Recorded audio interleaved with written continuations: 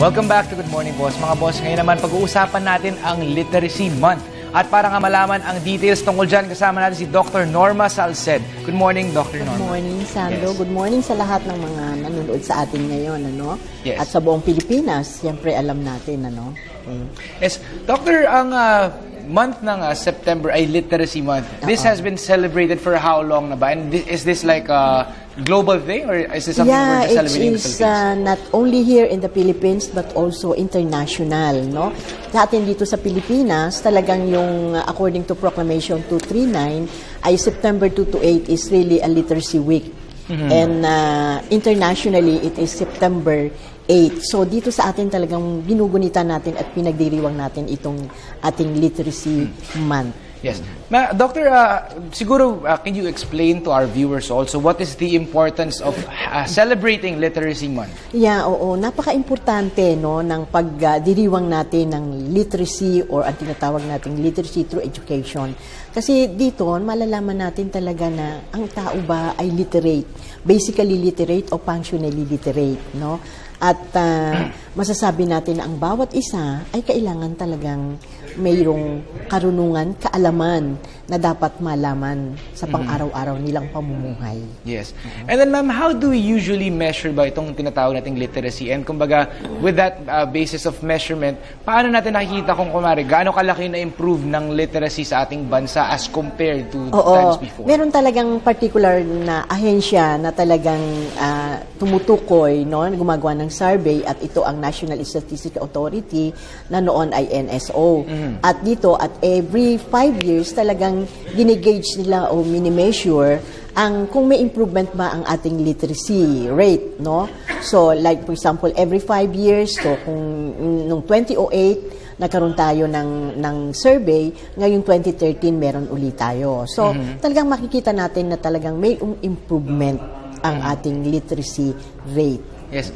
Ma'am, when we talk of literacy, kanina kinikwento niyo, kumbaga yung mga ginagamit na salita pang araw-araw, at syempre ina-apply yung mga natutunan and syempre sa trabaho. So ano pa ba yung mga, kumbaga, importance nga nito na talagang hindi siguro napapansin ng mga tao? Kasi like, normally we just converse with other people and then hindi natin nakikita yung importance ng mga ginagamit nating mga salita. Ngayon yung mga salita talaga na kailangan, lalo na ngayon yung ating K-12 na sinasabi, yung multi-language natin, yung mga dialect, na napapansin natin na yung iba ay talagang ginagamit na yung mga pang-araw-araw na pananalita doon sa kanilang lugar. Halimbawa sa Bicol, halimbawa sa Ilocos, yung mga gano'n.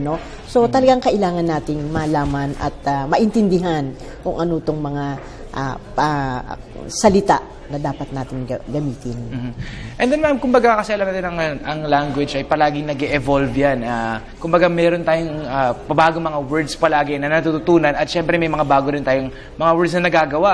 Ngayon, kumbaga meron tayong mga dialects natin. Napakarami na nga nating dialects. Yes, at meron pa tayong kumbaga yung mga slang. Syempre, mga street slang natin, meron yung mga salita sa mga kalye, usapan nila. At syempre yung sa mga parlor. Sa cellphone. Sa cellphone din, may text language yung tayong nakikita. So, kumbaga, paano natin lahat ito i-integrate with regards to literacy? Oo. Kasi sa pamamagitan na yung parang self-study mo, talagang ma-i-integrate mo yun sa pang-araw-araw mong pamumuhay. Magpupursige ka lalo na nga ngayon nung mauso yung cellphone, hindi ba? Lalo na yung parang mga you have to cope. Yeah. Yung mga senior citizen, syempre para kaming na-left behind. Ano tong mga ganito? Yung LOL, mga kung ano-ano lang na pananalita o kung ano-ano lang na mga spelling, Correct. Na talagang very, very short lang. Pero sa pamamagitan na nun, ng gagawin kong pagpupursige, natututuhan natin. Yes.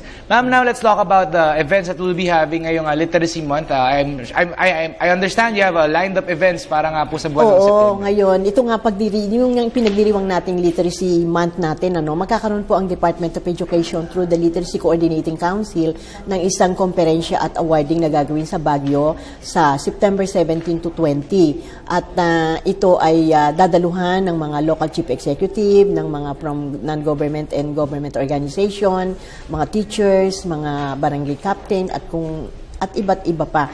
Meron tayong tema na literacy for resilient communities. Yung mga pang-araw-araw natin ginagawa, yung mga kalamidad na dumarating sa ating buhay, ano ba ang dapat natin gawin para dito? Lahat tayo ay ready, aware tayo. Kung aware tayo dito, kailangan naiintindihan natin. Meron tayong partisipasyon at pag tayo ay nakapag-participate doon, merong impact ito sa atin. Paano tayo makakatulong sa ating sarili, sa ating kapwa at sa ating komunidad at sa bayan. Okay. Doc, ngayon siguro baka pwede natin iyain yung ating mga viewers na dumalo syempre sa ating events. I understand this will be in Teachers Camp in Baguio. Baguio Teachers Camp. Oo. Yes. Inaanyayahan po ang lahat na dumalo, makiisa sa ating pong gagawing komperensya at pagbibigay gantimpala sa ating mga local chief executive na ito po ay mangyayari sa September 17 to 20. So lahat po kayo ay inaanyayahan, hindi pa po tapos ang ating mga registration. Sa 17 pa po ang ating gagawing registration sa Baguio Teachers Camp. Alright, ayan, maraming salamat at syempre we are all looking forward to participating dyan sa Literacy Month event sa Baguio sa Teachers Camp. So maraming salamat sa inyo, Dr. Norma Salced. Thank you po for your time this morning.